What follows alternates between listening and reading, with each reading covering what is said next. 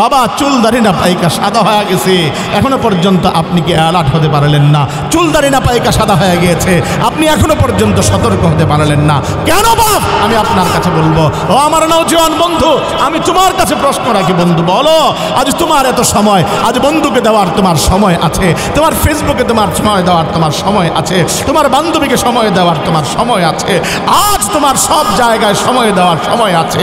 বলো না বন্ধু, আজ আমার মালিককে সময়টা দিতে তোমার অসুবিধাটা কোথায়? আমার মালিককে কেন তুমি সময়টা দিতে চাও না দোস্ত? আজ তোমার কাছে আমি বলি বন্ধু, আমার মালিক দোষটাই করলাটা কি? আমার মালিকের অপরাধটাই কি? আমার মালিকের অপরাধ এটুকুই, আমার মালিক তোমারে বানাইছে, তোমারে বানানোর পরে এই জমিনের বুকে তোমারে শ্বাস নেওয়ার মতো সেই সক্ষমতা দিয়েছে। আমার মালিকের অপরাধ এটুকুই, তুমি আমার মালিক তোমারে আজ স্বাচ্ছন্দ্যের জিন্দিগি যাপন করার তৌফিক দিয়েছে।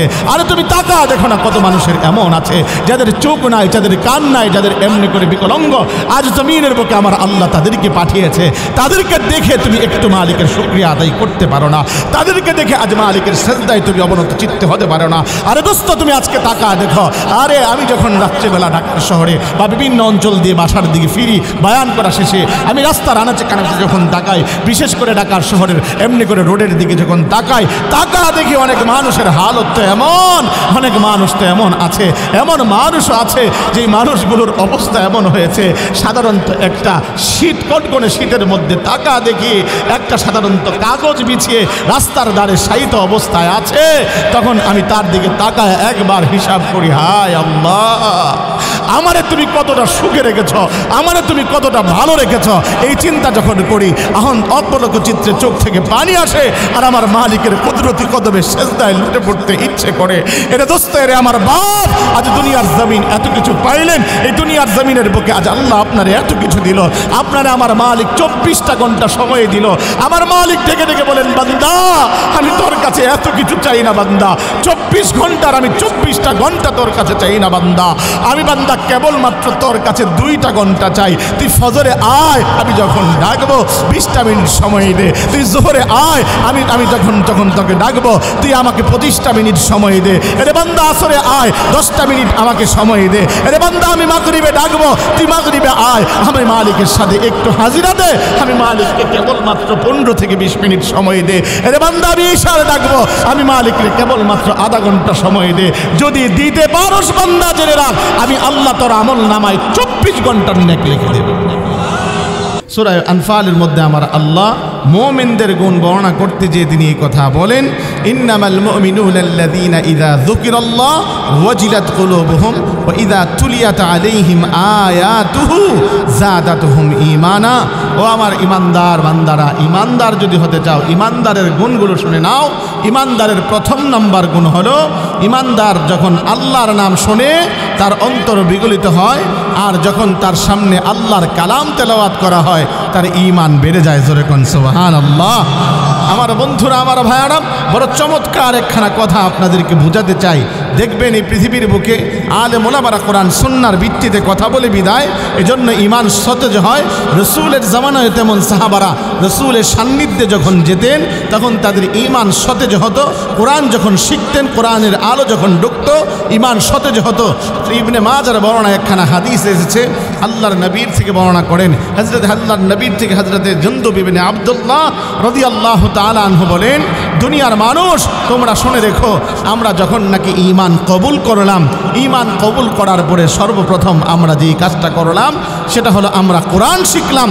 কোরআন শিখার কারণে আমাদের ঈমান তাজা হয়ে গেল। জোরে কর না সুবহানাল্লাহ। বুঝেছি, সুবহানাল্লাহ বলতে আপনাদের খুব কষ্ট হয়।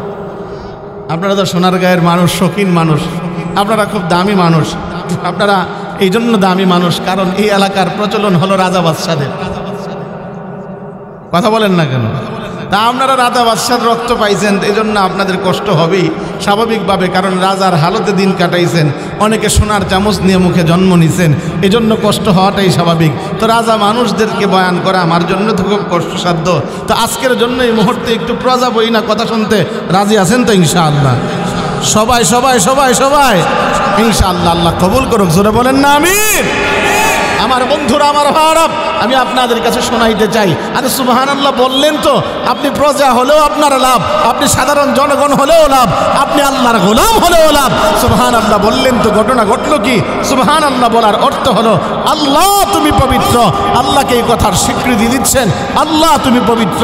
ওই মুহূর্তে আমার আল্লাহ এই মুহূর্তে ফেরেশতাদেরকে দেখায় বলে, ফেরেশতারা হালিমাতুস সাদিয়া রাদিয়াল্লাহু তাআলা আনহা এই জান্নাতের বাগানটার দিকে তাকা দেখ, বসে আছে কারা? বলে আব্দুল্লাহ বসে আছে বান্দা আপনার বান্দা আব্দুর রহমান বসে আছে, আপনার বান্দা আব্দুল করিম বসে আছে। বলে বলছেটা কি? বলে মালিক বলছে তো আপনি নাকি পবিত্র। আমার আল্লাহ খুশি হয়া ফেরেশতাদেরকে এবার বলতেছে, ফেরেশতারা আমার বান্দাগুলো বলছে আমি পবিত্র। ও ফেরেশতারা, আমি তো অটোমেটিক এমনিই তো পবিত্র, আমার গুনাহ নাই, আমার কোনো ধরনের আমার ময়লা নাই, গুনাহের ময়লা নাই। কাজে আমার যে বান্দাগুলো বলছে আমি পবিত্র, তোরা সাক্ষী থাক, তোরা জেনে রাখ আমার এই বান্দাগুলো গুনাহের ময়লা অপবিত্র। আমি আল্লাহ ঘোষণা দিলাম, আমি আল্লাহ তাদেরকে গুনাহের ময়লা থেকে পবিত্র বানা দিলাম। আরো জোরে বইলা আরেকবার পবিত্র হন না, আরো চিৎকার মেরা বইলা আরেকবার পবিত্র হন না। এই তো মাশাআল্লাহ মাশাআল্লাহ, রাজার দেশের মানুষ তো এজন্য একটু বলতে সময় লাগে। কথা কন না কেন? কারণ পুরানো অভ্যাসটা তো এখনো যায় নাই, তবে যাবে ইনশাআল্লাহ। কথা বলেন ঠিক কিনা? আমি যেই কথাটা আপনাদেরকে শোনাচ্ছিলাম, আমি সেই কথাটুকুন বুঝবার চেষ্টা করেন। হযরত জুনদুব ইবনে আব্দুল্লাহ তিনি বলেন যে আমরা সর্বপ্রথম ঈমান শিখবার পরে তারপরে যেই কাজটা করলাম সেই কাজটুকুন হলো আমরা কোরআন শিখলাম। কোরআন শিখবার পরে আমাদের ঈমান তাজা হয়ে গিয়েছে। জোরে কোন সুবহানাল্লাহ। আর এই মঞ্চের ভিতরে, এই মাদ্রাসার ভিতরে, এই মসজিদের ভিতরে আলেম ওলামারা কখনো মন গড়া কথা বলে না। আলেম ওলামারা কোরআন থেকে কথা বলে, রাসূলের হাদিস থেকে কথা বলে, যার কারণে এই মজলিসে আসার কারণে ইমানদারের ইমান সতেজ হয়, ইমানদারের ইমান তাজা হয়, ইমানদারের ইমান এমনি করে জান্নাতমুখী হয়, জাহান্নাম থেকে বিমুখ হয়। জোরে কোন ঠিক কিনা? আল্লাহর নবীর সাহাবীরা এই জন্যই বারবার নবীর দরবারে যাওয়ার চেষ্টা করতেন। আল্লাহর নবীর সাহাবীরা নবীর কাছে যাওয়ার চেষ্টা করতেন। হযরত আবু হুরায়রা রাদিয়াল্লাহু তাআলা আনহুকে নবীজি বলতেন, ও আবু হুরায়রা তুমি আমার দরবারে বেশি কেন আসো? হযরত আবু হুরায়রা বলে, ইয়া রাসূলুল্লাহ যতক্ষণ দেখি গো নবী আপনারে যতক্ষণ ভালো লাগে। জোরে কোন সুবহানাল্লাহ। আমার বন্ধুরা, আমার বাবা, বড় চমৎকার একখানা হাদিস শোনাই। হযরত হানজালা রাদিয়াল্লাহু তাআলা আনহু, যার নাম আপনারা জানেন, ইতিহাসের পাতায় যার নামটা স্বর্ণ অক্ষরে লেখা আছে, হযরত হানজালা রাদিয়াল্লাহু তাআলা আনহু, যার অন্যতম এক উপাধি হলো কাসিলুল মালাইকা। ফেরেশতারা যার এমনি করে গোসল দিয়েছেন, তার ইন্তেকালের পরে, শহীদ হওয়ার পরে ফেরেশতারা যার গোসল দিয়েছিলেন, যার কারণে তিনার নাম হয়েছে গাসিলুল মালাইকা। ফেরেশতারা তার গোসলদাতা। আমার বন্ধুরা, আমার ভাইরা, এই কথার শানে বুরুদ কি? এই কথার কারণ কি? কারণ আপনারা জানেন উহুদের প্রান্তরে যখন নাকি আল্লাহর নবীর ব্যাপারে এই কথা শহর হয়ে গেল, কদ কুতিলা মুহাম্মদ শহীদ হয়ে গিয়েছে। উহুদের প্রান্তরে এমনি করে সমস্ত সাহাবীদের মধ্যে হয়রানি শুরু হয়ে গেল। সমস্ত সাহাবীরা বেকুল হয়ে গেলেন। এক মহিলা যুদ্ধের ময়দানের দিকে দৌড়া যায়, মহিলাকে এবার ডেকে ডেকে বলতে লাগলো, মহিলা রে, যুদ্ধের ময়দানে তো তোমার বাবা শহীদ হয়ে গিয়েছে।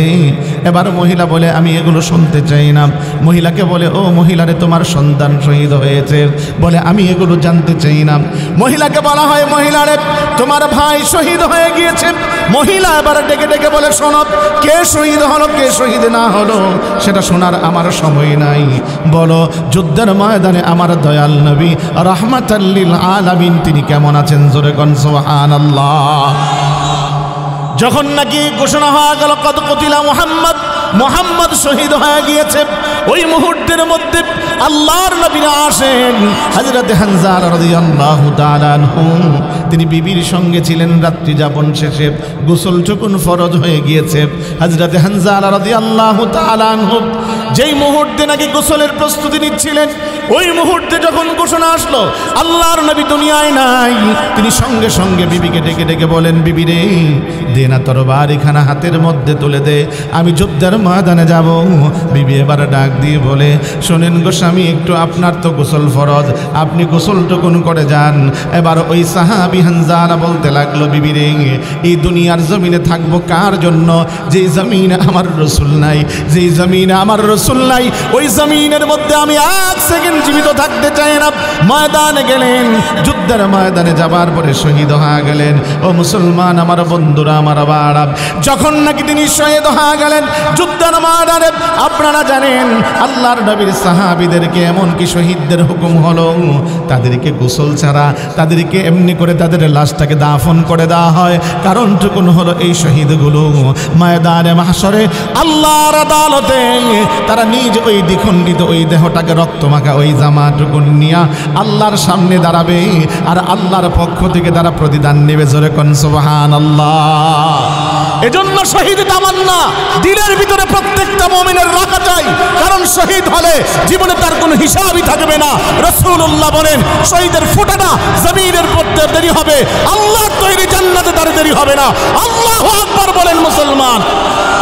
আমার বন্ধুরা, আমার ভাইরা, এজন্য প্রত্যেকের দিলের ভিতরে শহীদ তামান্না জাগ্রত করা চাই। এজন্য জাগ্রত করা চাই কারণ হলো শহীদ হলে তার কোনো চিন্তা নাই, পরকালে তার কোনো হিসাব নাই। এজন্য আমার বন্ধুরা, আমার ভাইরা, আমি যখনই দেখব ময়দানে আসার সুযোগ হয়েছে, যুদ্ধের ময়দানে যাওয়ার সুযোগ হয়েছে, ইমানদার হিসাবে আমার তাকাদা থাকবে। আমি আর ঘরে বসে থাকবো না, সাহাবীদের মতো উদ্বুদ্ধ হয়ে ময়দানে ঝাঁপিয়ে পড়বো ইনশাআল্লাহ। জোরে কোন ঠিক না? আমার বন্ধুরা, আমার বাবা, শহীদদের হিসাব হল শহীদদেরকে রক্তমাখা জামা নিয়ে ওই অবস্থায় তাদেরকে দাফন করে দেওয়া হয়। আল্লাহর নবীর ওই সাহাবীদেরকে যখন নাকি উহুদের প্রান্তরে রাসূলুল্লাহ দাফন করছিলেন, এমন সময় একজন মহিলা এসে ডেকে ডেকে বলতে লাগলো, ইয়া রাসূলুল্লাহ, ইয়া হাবিবাল্লাহ, ওগো নবীজি, সকলকে আপনি বিনা গোসলে দাফন করবেন, কিন্তু আপনার একজন আশিক, আপনার একজন পাগল, তাকে আপনি বিনা গোসলে দাফন করবেন না। সে কে গো জানেননি? সে হলো আমার স্বামী হানজালা। যে হানজালা যায় যে আপনাকে বড় মোহাব্বত করতো, বড় ভালোবাসতো। ওগো নবীজি, তাকে বিনা গোসলে আপনি দাফন দিতে পারবেন না, কারণ সে আমার সঙ্গে জিমা করার কারণে তার গোসল ফরজ হয়েছে। আল্লাহর নবী বিশ্ব নবী রাহমাতাল লিল আলামিন হযরত হানজালাকে এবার খুঁজতে লাগলেন। খুঁজতে খুঁজতে হঠাৎ করে তিনি তাকা দেখেন হানজালার লাশ উপস্থিত হয়েছে, কিন্তু পরক্ষণে তিনি তাকা দেখেন ওই লাশের চুল বেয়ে বেয়ে টপ টপ করে পানি পড়ছে। আসমান থেকে আওয়াজ এলো, ওগো নবীজি, আপনি চিন্তা করেন না, হানজালার গোসল আপনাকে দিতে হবে না। আল্লাহ রাব্বুল আলামিন হানজালার শাহাদাতে এত পরিমাণ খুশি হয়েছেন, হানজালার শাহাদাতে খুশি হইয়া আমার আল্লাহ তার ফরজ গোসলটুকুন আসমানের ফেরেশতা দ্বারা জান্নাতের পানি দিয়ে দিয়েছেন। জোরে কোন সুবহানাল্লাহ। ওই সাহাবী গাসিলুল মালাইকা, ফেরেশতারা যার গোসল দিয়েছিলেন, ওই সাহাবীর হালত তো শোনেন। ওই সাহাবীর অবস্থা হলো, তিনি যখন নাকি মক্কার জমিনে হাঁটতেন আর এই কথা বলতেন, নাফাকা হানজালা, হানজালা মুনাফিক হয়ে গিয়েছে, হানজালা মুনাফিক হয়ে গিয়েছে। ও আমার বন্ধুরা, আমার ভাইরা, যখনই তিনি এই কথা বলতেন, বলার অবস্থায় হযরত আবু বকর সিদ্দিক তিনার পিঠে থাবা দিয়ে ধরে বলতে লাগলেন, হানজালা, তুমি এই কথা কেন বলো ভাই? হযরত হানজালা রাদিয়াল্লাহু তাআলা আনহু তিনি এবার বলতে লাগলেন, ভাই রে, আমার দিলের হালত তো হলো এমন, আমি যখন আমার রাসূলুল্লাহর দরবারে থাকি তখন দিলের অবস্থা থাকে এক, আমার পরকালে আমার দিল, আমার ধারণা থাকে, কিন্তু যখন রাসূলুল্লাহর দরবার থেকে বের হয়ে যায় তখন আমার দিলের হালত ভিন্ন হয়ে যায়। এবার আল্লাহর নবীর দরবারে না হলো, আল্লাহর নবীর কাছে যেয়ে বলে, ইয়া রাসূলুল্লাহ, নবী গো, আমি আপনার কাছে যখন থাকি তখন আমার দুনিয়া থেকে বিমুখ আমার অন্তর থাকে, পরকাল দিকে আমার দিল থাকে। ওগো নবীজি, আপনার কোরআনের আলো যখন আমি পাই আমার দিল প্রশান্ত থাকে, যখন আমি আপনার দরবার থেকে বের হয়ে যাই, দুনিয়ার জমিনে আমি যখন বের হই, ওই মুহূর্তে দুনিয়ার দিকে আমার অন্তর দাবমান হয়ে যায়, আমার দিল যেহেতু দুই হয়ে যায়, যার কারণে আমার মনে হয় আমি হানজালা মুনাফিক হয়েছি। আল্লাহর নবী তখন ওই কথা বলেছিলেন সাহাবী, এজন্য বেশি বেশি করে রাসূলুল্লাহর দরবারে থাকবা। উম্মতদেরকে জানা দিলেন, ও আমার উম্মতেরা, আলেম উলামাদের মজলিসে বসবা, আলেম উলামাদের মজলিসে যে বসে থাকবা, আলেম উলামাদের মজলিসে বসলে ফায়দা হবে, কোরআনের আলোচনা হবে, কোরআনের কথা হবে, আলেম উলামাদের চেহারা দেখবা, যদি দেখতে পারো তাহলে আল্লাহ পাক তোমাকে তোমার আমল নামায় নবী দেখার সওয়াব দান করে দেবেন। আজকে আমাদের সমাজের ভিতরে বড় আফসোসের বিষয়, সবচাইতে বড় আফসোসের বিষয়, এমন কতক মানুষ আছে যারা নাকি আলেমদের চেহারা দেখতে চায় না, আলেমদেরকে পছন্দ করে না, অথচ তাদের দাড়ি আছে, টুপি আছে, তারা আবার দাবিও করে তারা দাওয়াত ও তাবলীগের কাজ করে। জোরে কোন ঠিক কিনা? আরো জোরে বলেন ঠিক কিনা? আমরা যেই কথাটুকুন বলতে চাই সেই কথাটুকুন হলো, আমার রাসূল তো বলেছেন আলেমদের মজলিসে থাকার জন্য। তারা বলে যে আমাদের সাথেও আলেম আছে। আমি বলি আমরা এই কথা বিশ্বাস করি না। আরে সাহাবীরা বলতে পারতেন আমাদের সাথে নবী আছে, এটা নয়। সাহাবীরা বলতেন এই কথা যে নবীর সাথে আমরা আছি, নবীর সাথে আমরা আছি বিদায় আমাদের ঈমান সতেজ আছে, আমাদের ঈমান তাজা আছে। আজকে যারা বলো আজকে আমরা আমাদের সাথে আলেম আছে, খোদার কসম আমরা একটা কথাই বলতে চাই, তোমরা এই কথা দ্বারা জাতিকে ধোঁকা দিচ্ছ, ধোঁকা ছাড়া আর কিছু না। জোরে বলেন ঠিক কিনা? আজকে এই জন্যই আমরা দেখতে পাচ্ছি আজ সমাজের মধ্যে বিশৃঙ্খলা হচ্ছে, প্রতিটা মুহূর্তে মুহূর্তে আমরা বিশৃঙ্খলা দেখতে পাচ্ছি। যে কথাটুকুন তাদেরকে বার্তা দিচ্ছে চাই, সে বার্তাটুকুন হলো আজ 95% এই মুসলমানের দেশে আজ সংখ্যাগরিষ্ঠ মানুষ যেই জায়গায় আলেমদের সাথে থেকে দাওয়াত ও তাবলীগের কাজ করছে, আপনারা গুটি কয়েকটা মানুষ এসে এই সমাজের মধ্যে বিশৃঙ্খলা তৈরি করছেন। এই বিশৃঙ্খলার দায়ভার একদিন ময়দানে মাহশরে আল্লাহর কাছে দিতে হবে, এজন্য প্রস্তুত থাকেন আমার বন্ধুরা, আমার ভাইরা। আপনারা দেখেছেন গত 5 তারিখে সোহরাওয়ার্দী উদ্যানে বাংলাদেশের এমনি করে অসংখ্য উলামায়ে কেরাম, বাংলাদেশের যোগশ্রেষ্ঠ বুজুর্গানে দ্বীন, শুধু এতটুকু না, সমস্ত দাওয়াত তাবলীগ সাথীরা জড়ো হয়েছেন। তাদের মাকসাদ একটাই ছিল, সেটা ছিল বাংলাদেশে অন্ততপক্ষে শান্তিপূর্ণভাবে দাওয়াতের কার্যক্রমটুকু অন্ততপক্ষে যেন বিরাজমান থাকে। কারণ এই দেশের মানুষ ইলমে দ্বীন পেয়েছে, এদেশের সাধারণ মানুষ মাদ্রাসা হিসাবে পেয়েছে কেবলমাত্র এই দাওয়াত তাবলীগকে। জোরে কোন ঠিক কিনা? আরো জোরে বলেন ঠিক কিনা? কারণ এই জায়গার যাওয়ার পরে মানুষগুলো 3 দিনের সময় লাগানোর পরে, 40 দিনের সময় লাগানোর পরে, এমনি করে চিল্লা লাগানোর পরে, 3 চিল্লা লাগানোর পরে এমন আমরা দেখেছি যে ছিনতাই করতো, যে চুরি করতো, যে রাহারানি করতো, সমাজের মধ্যে যে মতকি ছিল, যে নাকি এমনি করে শুধুমাত্র কেবলমাত্র এতটুকুই না, সমাজের মধ্যে এমনি করে লম্পট হিসাবে উপাধি ছিল। 3 চিল্লা দেওয়ার পরে আলহামদুলিল্লাহ আল্লাহওয়ালা, আল্লাহ বিরু হিসাবে সে সমাজের মধ্যে প্রকাশ পেয়েছে। জোরে বলেন ঠিক কিনা? আলহামদুলিল্লাহ সেই কাজটাকে এমনি করে দূষিত করবার জন্য আমরা দেখেছি আজ কিছুদিন যাবৎ আমার এই দেশের ভিতরে বিভিন্ন গ্রুপে বিভিন্ন গোত্রে বাদ হয়ে এমনি করে আমাদের এই দেশটার মধ্যে বিশৃঙ্খলা চালাচ্ছে। শান্তিপ্রিয় মুসলমান সাধারণ জনগণ যেই মুহূর্তে আজ দাওয়াত ও কাজের সাথে জড়িত, ওই মুহূর্তে কিছু মানুষ আছে নিজেদেরকে হোমরা সোমরা ভেবে, নিজেদেরকে অনেক কিছু ভেবে আজ এক আমিরের ইতাআত করে আজ তারা সমাজের মধ্যে বিশৃঙ্খলা চালাচ্ছে। আমি তাদেরকে একটা কথা বলবো, শোনেন, আজ যে মাওলানা সাদ সাহেবের অনুসরণ করে আজ আপনারা এই বাংলার জমিনে বিশৃঙ্খলা চালাচ্ছেন, সাবধান হয়ে যান, সাবধান হয়ে যান। আমি আপনাদেরকে একটা কথাই বলতে চাই, মাওলানা সাদ সাহেব তিনি চিরকাল জীবিত থাকবেন না, তবে একটা কথাই বলি, মাওলানা সাদ সাহেবের অনুসরণ আর অনুকরণ করে আপনারা যে তাবলীগের কাজ আজ আপনারা করতে যাচ্ছেন, এই কথা আপনাদেরকে শিক্ষা দেওয়ার জন্য বলি।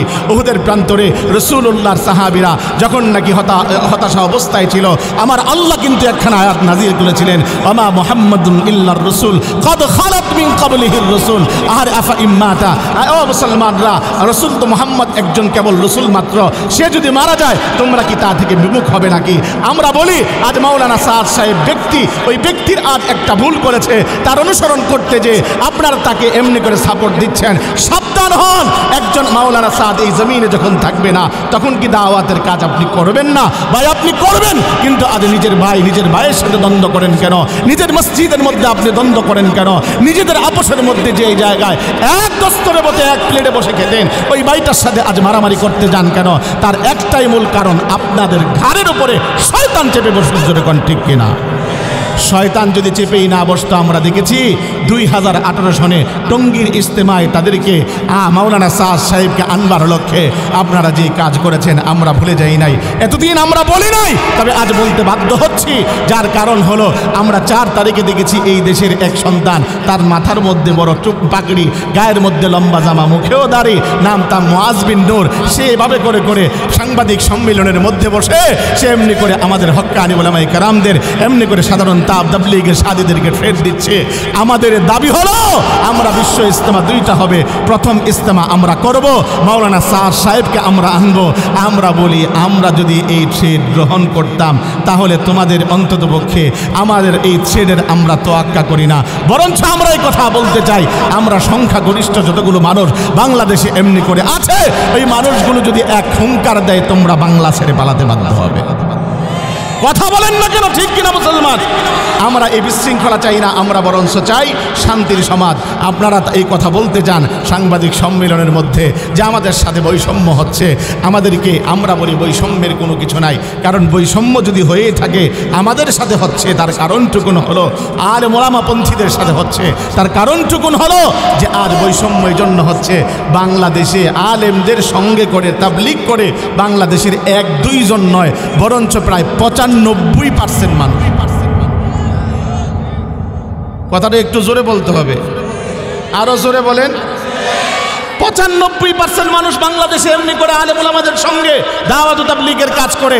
আপনারা গুটি কয়েক মানুষ, তার বাস্তব প্রমাণ প্রত্যেক ইজতেমা আমরা 2 ভাগে করেছিলাম। প্রথম ভাগ ছিল আমাদের যেই জায়গা আমাদের লোকারণ্য ছিল, লোক টাকা দেওয়ার জায়গা ছিল না, আর আপনাদের অবস্থা এমন ছিল আমাদের বদনা যতটা ছিল অতটি মানুষও আপনাদের হয় নাই। কথা কর, আপনাদের বদনা যতগুলো ছিল টয়লেটের সামনে অতটি মানুষও হয় নাই। কাজে আমরা যে কথা আপনাদেরকে বলতে চাই, বৈষম্য যদি এইভাবে করে হতো আমাদের উপরে হয়েছে তার কারণটুকু হলো এই বৈষম্যের শিকার আমরা হয়েছি। আমরা তাবলীগের আমরা অন্ততপক্ষে আপনাদের উপরে রহম করে কাকরাইলকে অর্ধেক করে ভাগ করে নিয়েছি। 15 দিন আপনারা আমল করেছেন, আমরা 15 দিন আমল করেছি। বিশ্ব ইজতেমা 2টা হয়েছে, একটা আপনারা করেছেন, আরেকটা আমরা করেছি। অতএব আপনাদের কাছে একটা আবদার রাখতে চাই, মাওলানা সাদ সাহেব তিনি আমাদেরও একজন আমির, আমরা তাকেও আমরা আমির মানি, অসুবিধা নাই। তবে আমাদের একটা উলামায়ে কেরামের দাবি আছে, যেটা হলো আলেমরা হলো এদেশের সমস্ত জনগণের ঈমানের পাহারাদার। তারা একটাই কথা বলেছে মাওলানা সাদ, যেই সমস্ত গোমরাহি কথাগুলো বলেছে সেগুলোর উপরে যদি পরিপূর্ণরূপে তাওবা করে খোদার কসম আপনারা যেতে হবে না, আমরা এয়ারপোর্টে তাদেরকে ওয়েলকাম জানাবো। কথা বলেন না কেন? আমরা ওলামায়ে কেরাম আমরা তাকে ওয়েলকাম জানাবো, আমরা সেই নিজামুদ্দিন মার্কাজ থেকে তাকে সাধুবাদ জানায় আনবো। কাজে একটা কথাই বলি, 2018 সালে এমনি করে 1 ডিসেম্বরে যেই কাজটুকু আমরা করেছেন আপনারা করেছেন, আমার ছোট্ট ছোট্ট মাদ্রাসার ছাত্র যারা নাকি ময়দানে কাজ করতে গিয়েছিল ওই ছাত্রদেরকে আপনারা পিটিয়েছেন, সাধারণভাবে পিটান নাই, পানির মধ্যে ফেলায় পিটিয়েছেন। আরে দুনিয়ার জমিনে আমরা দেখেছি এক কুকুর অপর কুকুরের সাথে যখন ঝগড়া হয়, অপর কুকুর যখন সিলিন্ডার করে ল্যাসটুকুন গুটিয়ে দেয় তাকে কুকুরও পর্যন্ত মাফ করে দেয়। আপনারা নিকৃষ্ট মন মানসিকতার সেদিন পরিচয় দিয়েছিলেন, আমার মাদ্রাসার ছাত্রগুলোর মাথা পাঠিয়েছেন, আমার মাদ্রাসার ছাত্রগুলোকে হতাহত করেছেন। একটাই কথা বলতে চাই, সেই কথাটুকুন হলো এই বাংলার জমিনে যতদিন কওমি মাদ্রাসা আছে, এই বাংলার জমিনে হক্কানি উলামায়ে কেরামের অনুসারী দাওয়াত ও তাবলীগের লোকেরা আছে, যতদিন পর্যন্ত মাওলানা সাদ সাহেব তিনি তওবা না করবেন, তিনি তওবা তিনার কথা থেকে রুজু না হবেন, প্রকাশ্যে তওবা না করবেন, খোদার কসম সে মাওলানা সাদ সাহেব বাংলার জমিনে প্রবেশ করতে পারবে না। ঠিক কিনা জোরে বলে মুসলমান? আমার বন্ধুরা, আমার ভাইরা, এজন্য স্পষ্ট বাণী হলো, স্পষ্ট কথা হলো, আমরা আলেমদের সাথে আছি, আলেমদের সাথে থাকবো, রাজি কারা ইনশাআল্লাহ। সকলে সকলে সকলে একটা নারা দেন, আল্লাহু আকবার বলেন, আরো জোরে বলেন আল্লাহু আকবার। আল্লাহ সকলকে কবুল করুন, জোরে বলেন আমিন, আরো জোরে বলেন আমিন। বিরক্ত হচ্ছেন আপনারা? এজন্য যারা এখনো পর্যন্ত মাঠে ময়দানে আছেন ইনশাআল্লাহ আপনাদেরকে অনুরোধ করব আপনারা মেহেরবানি করে চলে আসেন। আমার বন্ধুরা, আমার ভাইয়ারা, আমি তেলাওয়াত করেছি সূরা ইসরা থেকে আপনাদের সামনে মহাগ্রন্থ আল কোরআনের সেই আয়াতে কারিমার মধ্যে আমার আল্লাহ 2টা হক বর্ণনা করেছেন। 1 নাম্বার আল্লাহর হক, 2 নাম্বার বান্দার মধ্য থেকে অন্যতম হক, সেটা হলো পিতামাতার হক। আমার আল্লাহ বলেন ওয়াকাদা রাব্বুকা আল্লা তা'বুদু ইল্লা ইয়াহু বিল ওয়ালিদাইনি ইহসানা। আমি আল্লাহ তোমাদের জন্য ওয়াকাদা আই ফুরিদা, আমি আল্লাহ ফয়সালা করে দিয়েছি, আমি আল্লাহ সিল মেরে দিয়েছি, তোমরা আল্লাহ ছাড়া কারো ইবাদত করবে না।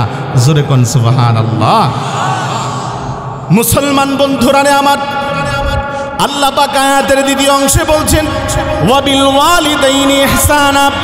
এর বান্দা আল্লাহর হক আদায় করবার পরে, আল্লাহ ছাড়া কারো ইবাদত না করার পরে আমার দ্বিতীয় নাম্বার কথা হলো, ও রে দুনিয়ার মানুষেরা, তোমরা পিতা মাতার হক আদায় করো, অর্থাৎ পিতা মাতার সাথে সদাচরণ করো। আমার বন্ধুরা, আমার ভাইরা, এই জমিনের বুকে আমার আল্লাহ রাব্বুল আলামিন আল্লাহর হকের পরে পিতা মাতার হক টুকুন কেন আনলেন, তার কারণ টুকুন মুফাসসিরিন কেরাম বর্ণনা করেন। এরে বান্দা, দুনিয়ার জমিনে আল্লাহর হক আদায় না করলে তুমি যেমনভাবে জান্নাতে যেতে পারবে না, তেমন করে পিতামাতার হক আদায় না করলেও তুমি জান্নাতে যেতে পারবে না। এই দুনিয়ার জমিনে যেমন করে আল্লাহর হক আদায় না করলে তুমি দুনিয়ার জমিন থেকে বিদায় হওয়ার পরে জাহান্নামী হবে, তেমনিভাবে পিতা মাতার হক আদায় না করলেও এই দুনিয়ার জমিন থেকে বিদায় নিলে তুমিও জাহান্নামী হবে। এজন্য আমার বন্ধুরা, আমার বাবা, এই দুইটা জিনিসকে আমার আল্লাহ পাশাপাশি এনে গুরুত্ব প্রদান করলেন। সবচেয়ে গুরুত্বপূর্ণ কথা হলো, আমার আল্লাহ আরো গুরুত্বের সাথে জানা দিচ্ছেন, বান্দা এই দুইটা জিনিস আমি কেন আনলাম জানোনি? তুমি ভেবেছো তুমি দুনিয়ার জমিনে আমি আল্লাহর হক নামাজ আদায় করলা, রোজা আদায় করলাম, আমার যাকাত দিলা, আমার হজ তুমি আদায় করলা, কিন্তু দুনিয়ার জমিনে তুমি তোমার পিতামাতার সাথে সদাচরণ করলে না। আমি আল্লাহ তোমারে জানা দিলাম, কোশ্চিন কারো আমি ইমানদার হিসাবে তোমারে কিন্তু আমি আল্লাহ জান্নাত দিব না। ও আমার বন্ধুরা, আমার বাবা, এই দুনিয়ার জমিনে সবচেয়ে দুর্বল মানুষ হলো পিতামাতা। এই দুনিয়ার জমিনে আমার আল্লাহ রাব্বুল আলামিন এজন্য তাদের হকটাকে এত পরিমাণ বাড়া দিলেন, এত পরিমাণ বাড়া দিলেন। আল্লাহর পরে নবীর পরে যাদের মর্যাদা তারা হলো মা আর বাবা। জোরে কোন ঠিক কিনা? আরো জোরে বলেন ঠিক কিনা আমার ভাই? এই দুনিয়ার জমিনে মা আর বাবার মর্যাদা এত পরিমাণ বেশি। আহারে, মা আর বাবা ছোট্ট দুইটা শব্দ হতে পারে, দোস্ত, কিন্তু তাদের মর্যাদা এত পরিমাণ বেশি। রাসূলুল্লাহ সাল্লাল্লাহু আলাইহি ওয়াসাল্লাম বড় চমৎকার করে বলেন, দুনিয়ার আমার উম্মতেরা, তোমাদের কাছে এই দুইটা মানুষের মর্যাদা যতই কম হোক না কেন, কিন্তু আমি রাসূলুল্লাহর কাছে বড় মর্যাদাশীল। তাদের মর্যাদা কতটুকুন বেশি? আল্লাহর নবী বিশ্বনবী রাহমাতাল লিল আলামিন বলে, এই দুনিয়ার জমিনে এত পরিমাণ বেশি। শোনো, জান্নাত তালাশ করতে চাও, কোথায় যেয়ে তালাশ করো? খাজা বাবার দরবারে, ল্যাংটা বাবার দরবারে, কুতুববাগের দরবারে, দেওয়ানবাগের দরবারে, আটরশির দরবারে, আরে অমুক রশির দরবারে, তমুক রশির দরবারে। আরে না, জান্নাত সেখানে নয়। আমি রাসূলুল্লাহ জানা দিলাম আল্লাহর তরফ থেকে, জান্নাত হলো তোমার পিতামাতার কদমের নিচে। জোরে কোন সুবহানাল্লাহ। আমার বন্ধুরা, আমার ভাইয়ারা, রাসূলুল্লাহ এজন্য বড় চমৎকার করে বলেন, হুমা জান্নাতুকা ও নারুকা।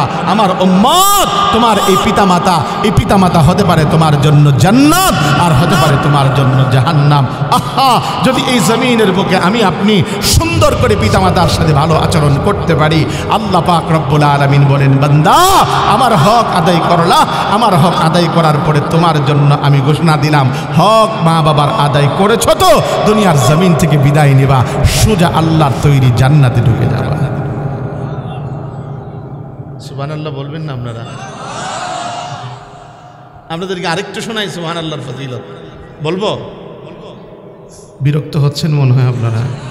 আগে যেমন খুশিটা আছিলেন, এই খুশিটা মনে হয় তেমন একটা নাই। আরে আপনারা তো খুব হাসি খুশি মানুষ। আমি বলছি না আপনারা রাজার দেশের মানুষ। রাজারা তো হাসে সব সময়, খুশিতে থাকে। রাজা পলাইছে ঠিক আছে, কিন্তু রাজার নাতিপুতিরা তো আছে। কথা কোন ঠিক কিনা? আরে রাজার নাতিপুতিরা তো আছে, এখনো পর্যন্ত তাদের রক্ত তো আপনাদের গায়ে। কাজে আপনাদের সেই গায়ে যেহেতু আছে, আপনারা তো তাদের মতো করে আলিশানভাবে থাকার কথা, আপনারা তাদের মতো হাসার কথা। জোরে কোন ঠিক কিনা? আমার বন্ধুরা, আমার ভাইয়ারা, কবির মনে খেয়াল করেন, সেই কথাটুকুন হলো যে সুবহানাল্লাহর ফজিলত আরেকটা শোনাই। সেটা হলো, আপনারা জানেন আমার নবী ঊর্ধ্বগমনে গিয়েছিলেন মেরাজের রজনীতে। মেরাজের রজনীতে যখন গিয়েছিলেন, ঠিক ওই অবস্থায় প্রত্যেক আসমানে আমার নবীর সঙ্গে তিনারা এক এক নবীর সাথে সাক্ষাৎ হয়েছিল। যখন ফিরছিলেন সপ্তম আসমানে হযরত ইব্রাহিম আলাইহিস সালামের সাথে সাক্ষাৎ। জানতে চাই ইব্রাহিম নবী সম্পর্কে আমাদের কি হয়?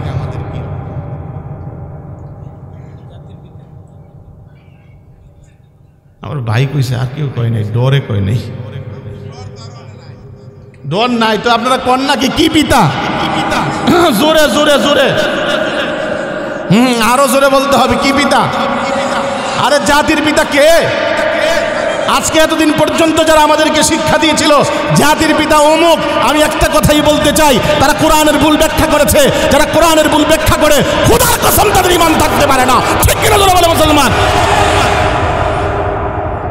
আর যারা এটাকে বিশ্বাস করেছে, যারা অন্তরে বিশ্বাস করেছে, যারা এই কথা বলেছে বঙ্গবন্ধু জাতির পিতা, বঙ্গবন্ধু জাতির পিতা সম্পর্কের খাতিরে দল থেকে ভালো পদবি পাওয়ার জন্য, দল থেকে ভালো প্রমোশন হওয়ার জন্য আজ তাদের ঈমান আছে কিনা নতুন করে এরা আবার তওবা করুক, আর নতুন করে আবার এরা নতুন করে নবায়ন বিয়া করুক। কথা বলেন না কেন, জোরে বলেন না কেন? আমি যে এই কথাটুকুন বলতে চাই, কারণ এই কথা যে বলেছে এই কথার ভিত্তি কি? এই কথার ভিত্তি হলো আল্লাহ বলেন মিল্লাতা আবিকুম ইব্রাহিম, ইব্রাহিম তোমাদের হলো সকলের জাতির পিতা। ও মুসলমান, কাজে পৃথিবীর বুকে অন্য কেউ জাতির পিতা হতে পারে না। এবার অনেকে এমন ব্যাখ্যা দিত, আরে সমস্ত জাতির পিতা হলো ইব্রাহিম, আর শেখ মুজিব নাকি বাঙালি জাতির পিতা। বাঙালি জাতি কি আবার মুসলমান জাতি থেকে আলাদা নাকি? হ্যাঁ, কথা বল না কেন? বাঙালি জাতি কি মুসলমান জাতি থেকে আলাদা নাকি? যদি আলাদা নাই হয় তাহলে একটা কথাই, সেই কথাটুকুন হলো যে বাঙালি জাতি তারাও হলো আজ বর্তমানে সমস্ত মুসলমান হওয়ার কারণে তাদের পিতাই হবে একজন, সেটা হলো ইব্রাহিম নবী। জোরে কোন ঠিক কিনা? ইব্রাহিম নবী তিনি আমাদের জাতির পিতা। কাজী এই কথার মধ্যে কোনো প্রকার কোনো সংশয় নেই, কোনো প্রকার কোনো দ্বন্দ্ব নেই। এই জন্য আমি আপনাদের কাছে একটা কথাই বলতে চাই, যে এই দল আসুক না কেন ক্ষমতায়, যারা আজ চাপিয়ে দিতে চায় তাদের দলনেতাকে আমাদের পিতা বানাতে, কারোরে আবার দাদা বানাতে, আমরা একটা কথাই বলি, চাচার লাঙ্গন আর আপনাদের ওই যে বিএমপি সরকার, এই সমস্ত গণার বাংলার জমিনে এখন আর টাইম নেই।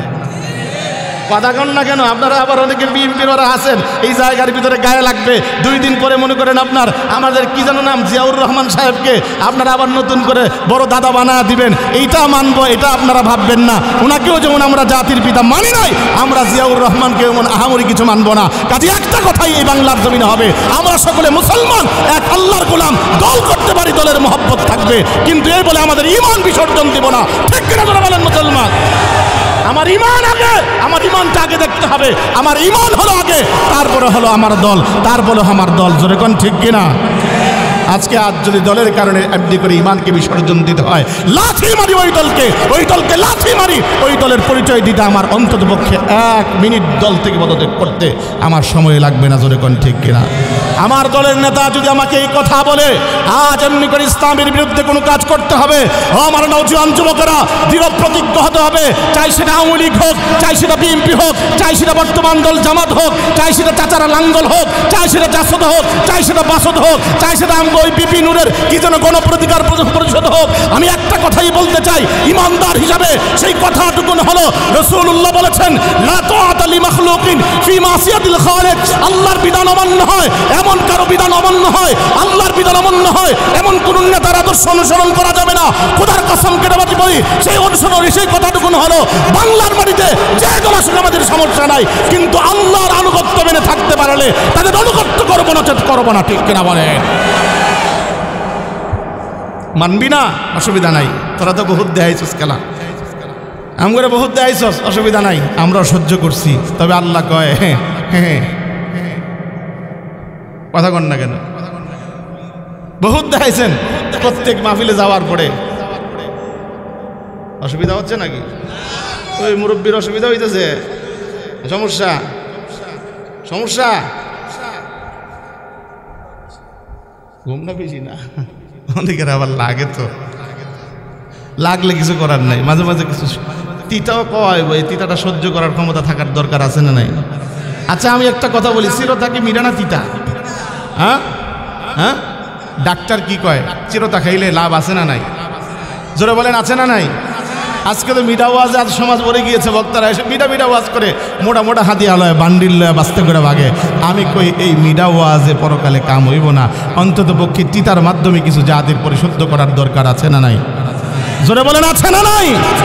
আরে মিষ্টি ওয়াজে ডায়াবেটিস হয়, ডায়াবেটিস হলে তাড়াতাড়ি মরণ হয়, কিডনি নষ্ট হয়। ও মুসলমান, তিতা ওয়াজের মাধ্যমে, তিতার এমনি করে তিতার মাধ্যমে শরীরের রক্তগুলো, ব্লাডগুলো পরিশুদ্ধ হয়, এর মাধ্যমে ডায়াবেটিস মুক্ত হয়, সুস্থ জীবন পাওয়া যায়, সুস্থ জীবনের মাধ্যমে দীর্ঘ হায়াত হয়। কাজী আমরা দীর্ঘ হায়াত পেতে চাই কি চাই না?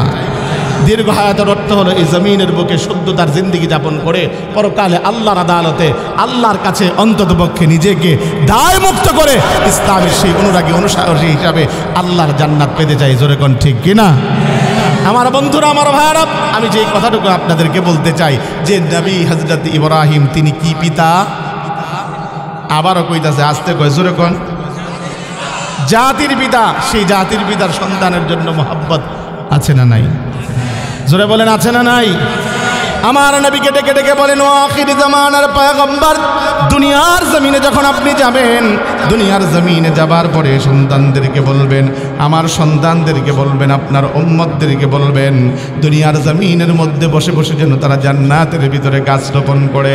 আমার বন্ধুরা, আমার ভাইরা, যখনই নাকি এই কথা বললেন, আল্লাহর নবী এবার বলতে লাগলেন, আমার উম্মত থাকবে দুনিয়ায়, আমার উম্মত কেমন করে জান্নাতের ভিতরে গাছ রোপণ করবে?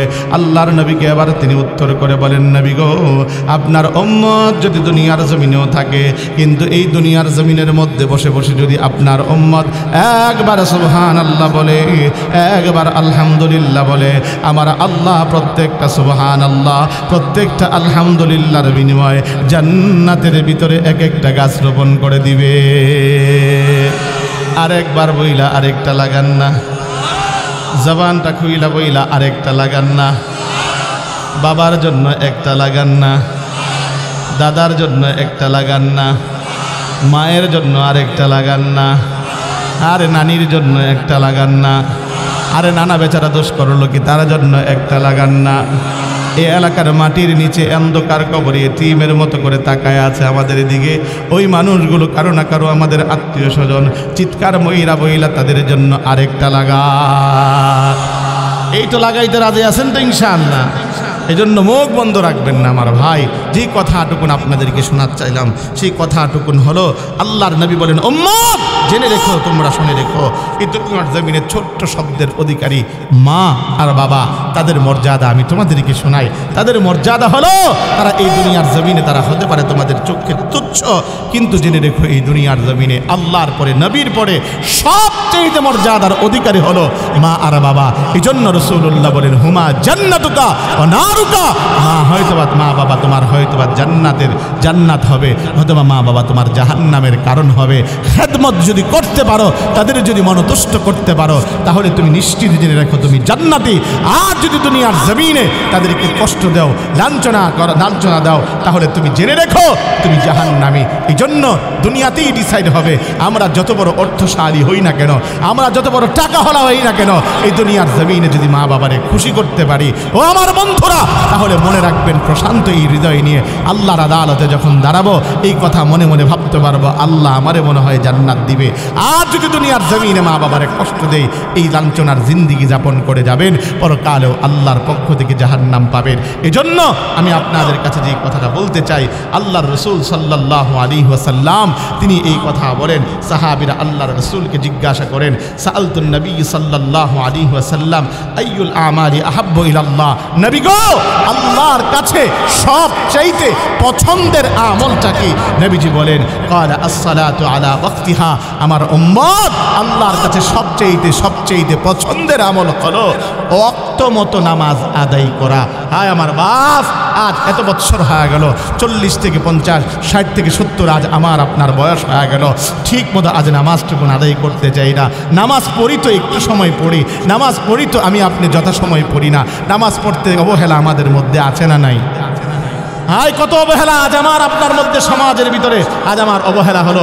মুয়াজ্জিন আযান দিয়েছে, হাইয়া আলাস সালাহ, হাইয়া আলাল ফালাহ, আসো তো কল্যাণের দিকে, আসো তো নামাজের দিকে। আর আমি আপনি এখনো পর্যন্ত নিজের ব্যস্ততা আজ নিজেকে বাড়িয়ে তুলেছি। আমার বাপ, আমি আপনার কাছে অনুরোধ করা যায়, বাবা চুল দাড়ি না পাইকা সাদা হয়ে গেছে, এখনো পর্যন্ত আপনি কি অ্যালার্ট হতে পারলেন না? চুল দাড়ি না পাইকা সাদা হয়ে গিয়েছে, আপনি এখনো পর্যন্ত সতর্ক হতে পারলেন না কেন বাপ? আমি আপনার কাছে বলবো, ও আমার নওজোয়ান বন্ধু, আমি তোমার কাছে প্রশ্ন রাখি, বন্ধু বলো, আজ তোমার এত সময়, আজ বন্ধুকে দেওয়ার তোমার সময় আছে, তোমার ফেসবুকে তোমার সময় দেওয়ার তোমার সময় আছে, তোমার বান্ধবীকে সময় দেওয়ার তোমার সময় আছে, আজ তোমার সব জায়গায় সময় দেওয়ার সময় আছে। বলো না বন্ধু, আজ আমার মালিককে সময়টা দিতে তোমার অসুবিধাটা কোথায়? আমার মালিককে কেন তুমি সময়টা দিতে চাও না দোস্ত? আজ তোমার কাছে আমি বলি, বন্ধু, আমার মালিক দোষটাই করলাটা কি? আমার মালিকের অপরাধটাই কি? আমার মালিকের অপরাধ এটুকুই, আমার মালিক তোমারে বানাইছে দিয়েছে, তোমারে বানানোর পরে এই জমিনের বুকে তোমারে শ্বাস নেওয়ার মতো সেই সক্ষমতা দিয়েছে। আমার মালিকের অপরাধ এতটুকুই তুমি, আমার মালিক তোমারে আজ স্বাচ্ছন্দ্যের জিন্দিগি যাপন করার তৌফিক দিয়েছে। আরে তুমি তাকা দেখো না, কত মানুষের এমন আছে যাদের চোখ নাই, যাদের কান নাই, যাদের এমনি করে বিকলাঙ্গ, আজ জমিনের বুকে আমার আল্লাহ তাদেরকে পাঠিয়েছে। তাদেরকে দেখে তুমি একটু মালিকের শুকরিয়া আদায় করতে পারো না, তাদেরকে দেখে আজ মালিকের সেজদায় তুমি অবনত চিত্তে হতে পারো না। আরে দোস্ত তুমি আজকে তাকা দেখো, আরে আমি যখন রাত্রেবেলা ঢাকার শহরে বা বিভিন্ন অঞ্চল দিয়ে বাসার দিকে ফিরি বয়ান করা শেষে, আমি রাস্তার আনাচে কানাচে যখন তাকাই, বিশেষ করে ঢাকার শহরের এমনি করে রোডের দিকে যখন তাকাই, তাকা দেখি অনেক মানুষের হালত তো এমন, অনেক মানুষ তো এমন আছে, এমন মানুষও আছে যেই মানুষগুলোর অবস্থা এমন হয়েছে, সাধারণত একটা শীত কটকনে শীতের মধ্যে তাকা দেখি একটা সাধারণত কাগজ বিছিয়ে রাস্তার ধারে শায়িত অবস্থায় আছে। তখন আমি তার দিকে তাকায় একবার হিসাব করি, হায় আল্লাহ, আমারে তুমি কতটা সুখে রেখেছ, আমারে তুমি কতটা ভালো রেখেছ। এই চিন্তা যখন করি, এখন অপলক চিত্রে চোখ থেকে পানি আসে, আর আমার মালিকের কুদরতি কদমে সেজদায় লুটে পড়তে ইচ্ছে করে। এটা দোস্ত, এরে আমার বাপ, আজ দুনিয়ার জমিন এত কিছু পাইলেন, এই দুনিয়ার জমিনের বুকে আজ আল্লাহ আপনারে এত কিছু দিল, আপনারে আমার মালিক 24টা ঘন্টা সময় দিল। আমার মালিক ডেকে ডেকে বলেন, বান্দা আমি তোর কাছে এত কিছু চাই না বান্দা, 24 ঘন্টার আমি 24টা ঘন্টা তোর কাছে চাই না বান্দা, আমি বান্দা কেবলমাত্র তোর কাছে 2টা ঘন্টা চাই। তুই ফজরে আয়, আমি যখন ডাকবো 20টা মিনিট সময় দে। তুই জোহরে আয়, আমি যখন তোকে ডাকবো তুই আমাকে 25টা মিনিট সময় দে। এরে বান্দা আসরে আয়, 10টা মিনিট আমাকে সময় দে। এরে বান্দা আমি মাগরিবে ডাকবো, তুই মাগরিবে আয়, আমি মালিকের সাথে একটু হাজিরা দে, আমি মালিককে কেবলমাত্র 15 থেকে 20 মিনিট সময় দে। এরে বান্দা আমি ইশারে ডাকবো, আমি মালিককে কেবলমাত্র আধা ঘন্টা সময় দে। যদি দিতে পারোস বান্দা জেনে রাখ, আমি আল্লাহ তোর আমল নামায় 24 ঘন্টার নেক লিখে দেব। আয় আমার বাপ, এখনো পর্যন্ত বুঝিলেন না? এখনো পর্যন্ত বোঝার বয়সটা আপনার হলো না। কেন হলো না বাপ বলেন? কেন আমার মালিকের কদরতি কদমে সেজদা দিতে চান না? কি আমার মালিক অপরাধটা করলো? আমার মালিক আপনারে বানায় বুঝি বড় অপরাধ করছে। আহা নওজোয়ান, আমার কলিজার টুকরা যুবক, আমার বন্ধু, আমার কলিজার টুকরা বন্ধুরা, আমি তোমাদেরকে বলছি বন্ধু, আজ কত জায়গায় সময় দেওয়ার তোমার সময় হয়, আজ তুমি এই জায়গায় সময় দিতে পারো না। আমার পাশে আছে আমার পর্দানিশীন মা বোনেরা, আমি মাদেরকে বলবো, মা সবচেয়ে নামাজের অক্তমতো নামাজ পড়ার সবচেয়ে অবহেলা যেই সম্প্রদায়ের তারা হলো নারী। কেন? তার কারণটুকু হলো সকালের কাজ করতে করতে তার এমন অবস্থা হয়, সকালের কাজ করতে করতে তার জোহর শেষ। কথা বল, এটা মনে হয় আপনাদের এই সোনারগাঁয়ের মহিলাদের না, এটা আমাদের ঢাকার মহিলাদের মনে হয়।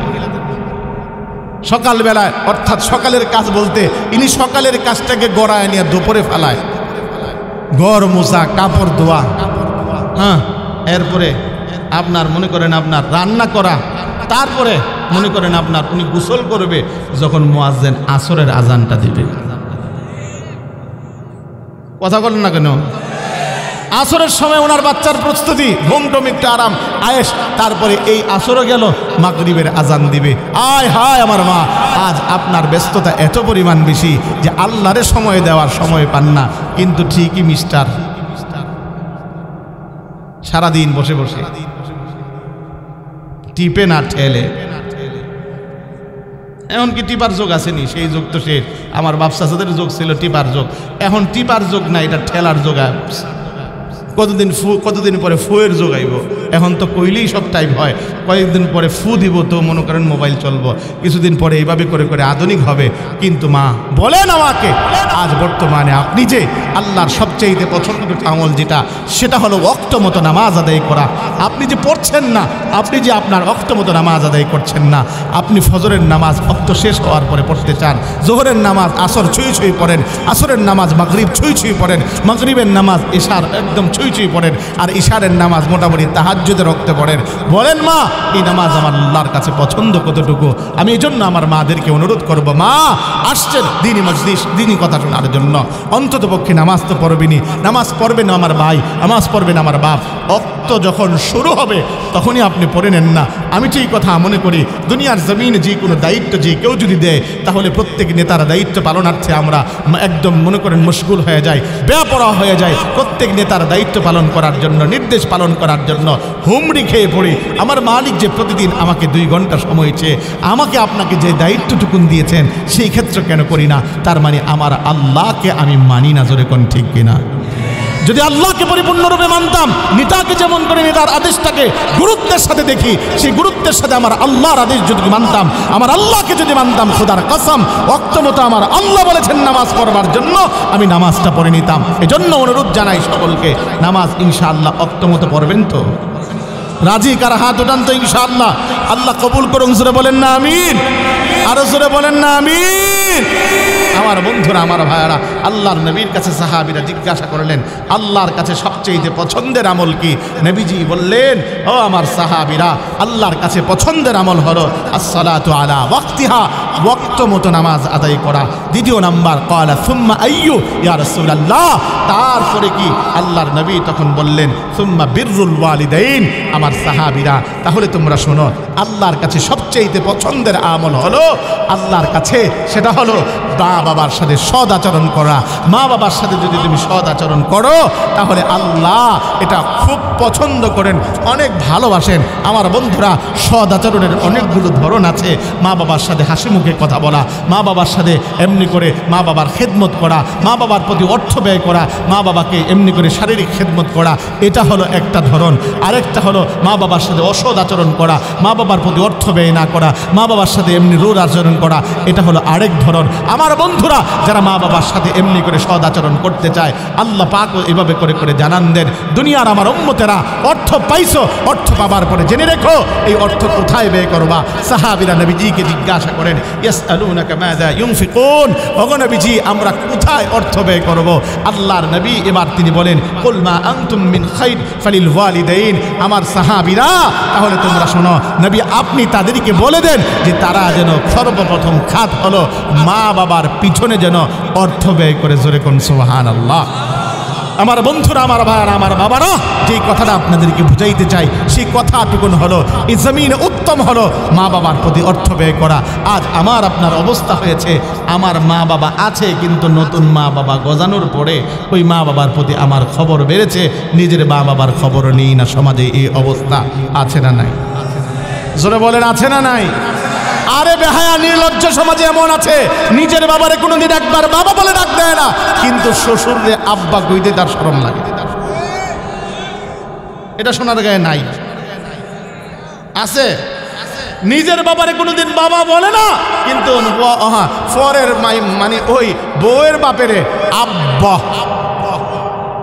হ্যাঁ আম্মা। নিজের বাপেরে কয় ডেট, আর ওই শ্বশুরে কয় মুখ বইরা বাব্বা বাব্বা। ছি ছি ছি ছি, বেহায়া নওজোয়ান, বেহায়া তুমি, নির্লজ্জ। উচিত তো ছিল মা বাবাকে তুমি ডাকের মাধ্যমে খুশি করা। হায় আমার বাপ, হায় আমার নওজোয়ান বন্ধু, একবার তো খেয়াল করেন, এই পৃথিবীর বুকে এই মানুষ তাদেরকে তো আপনি শত খাইয়েও তাদেরকে এমনি করে খুশি করতে পারবেন না। কেবল তারা চায় আপনার তরফ থেকে একটা ডাক, একটা মায়া ভরা ডাক। যদি মায়া ভরা ডাক দেন, তাদেরকে যদি 3 দিন না খাওয়া রাখেন, সেই মা বাবা কোনোদিন অভিযোগ করবে না। জোরে কোন ঠিক কিনা? ওই মা বাবা কোনোদিন অভিযোগ করবে না যে সন্তান কেন আমারে ঠিক মতো খাওয়াইলি না, কেন আমারে পরনটা দিলি না, আমারে ভালো খাওয়ানটা কেন দিলি না, আমারে উত্তম খাবারটা দিলি না। আজকে সমাজের মধ্যে এমন জিনিস শুনতে পাই, আজ সমাজের মধ্যে অনেক নওজোয়ান এমন আছে, আজ নিজের সন্তানের প্রতি খবর রাখে, নিজের এমনি করে স্ত্রীর প্রতি খবর রাখে, কিন্তু মা বাবার খবর রাখে না। আয় আমার নওজোয়ান, আমার কলিজার টুকরা যুবক ভাই, নববিবাহ করেছ, অসুবিধা নাই, বিবির হক আদায় করবা। শরীয়ত এটাকে মানা করে না, শরীয়ত নিষেধ করে না। স্ত্রীর হক আদায় করার ব্যাপারেও শরীয়ত অত্যন্ত গুরুত্ব দিয়েছে। সন্তানের হক আদায় করবা, এটাই এমনি করে শরীয়ত এটাও গুরুত্ব দিয়েছে। কিন্তু তার পাশে মা বাবার হক তো আদায় করো। যদি মা বাবার হক আদায় না করো, এমনও আমাদের কাছে অভিযোগ আসে যে এমনি করে হুজুর, আমার আজ সেই তো সন্তান, যেই সন্তানকে আজ কুলে পিঠে করে মানুষ করেছি, যেই সন্তানটাকে নিয়ে আজ স্বপ্ন দেখেছি, যেই সন্তানকে নিয়ে আজ আমি রাতকে রাত পার করেছি, যেই সন্তানকে গর্ভে ধারণ করেছি শত কষ্ট করে, ওই আমার সন্তান আজ এমনি করে মৌসুমি ফলগুলো এনে নিজের সন্তানের মুখে তুলে দেয়, নিজের বিবির মুখে তুলে দেয়। আরে আমি যখন দরজার ফাঁক দিয়ে তাকাই তখন আমার বড় কষ্ট লাগে। এটাই তো আমার সেই সন্তান, যেই সন্তানকে আমি নিজে না খাওয়াইছি, নিজে না পড়া আমি পড়াইছি। হুজুর এটাই তো আমার সেই সন্তান, নিজের সন্তান, আমার অসুস্থ ছিলাম, চিকিৎসা নিজে না করে আমার নিজের সন্তানকে পড়াইছি।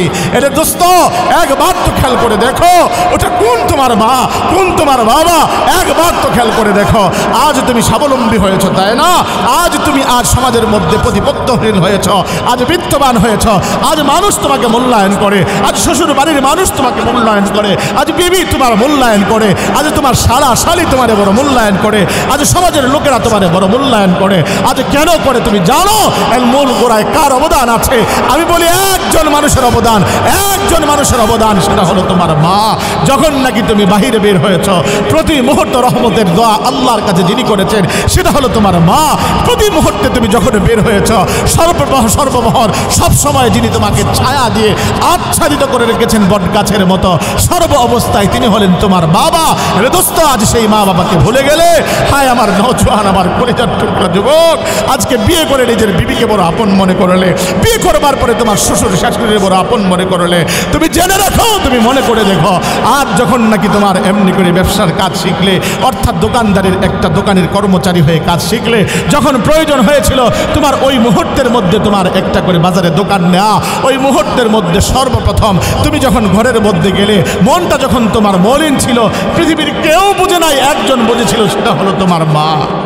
মা তখন জিজ্ঞাসা করেছিল, বাজান মনটা কেন খারাপ, তোমার চেহারাটা কেন মলিন? ওই মুহূর্তে তুমি বলেছিলে, মা গো, আমার বন্ধু বান্ধব ব্যবসা এমনি করে স্বাবলম্বী হচ্ছে, তারা দোকান দিচ্ছে, আজ এমনি করে দোকানের মধ্যে তারা এমনি করে বড় বিজনেসম্যান হচ্ছে।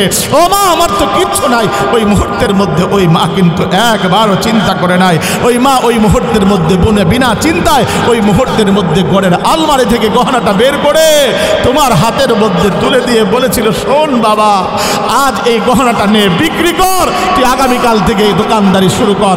আয় দোস্ত, ওই মার কেমনে বইলা গেল আমার একবার বলো।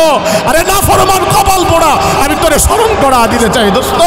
আজ ওই বাবারে কেমনে বললা, যে বাবা তোমার চেহারা মলিন দেখে আজ তুমি যখন বললে, বাবা আজ দেশের মধ্যে থেকে কিচ্ছু হবে না, কিচ্ছু হবে না, আজ আমার বিদেশের মাটিতে যেতে হবে।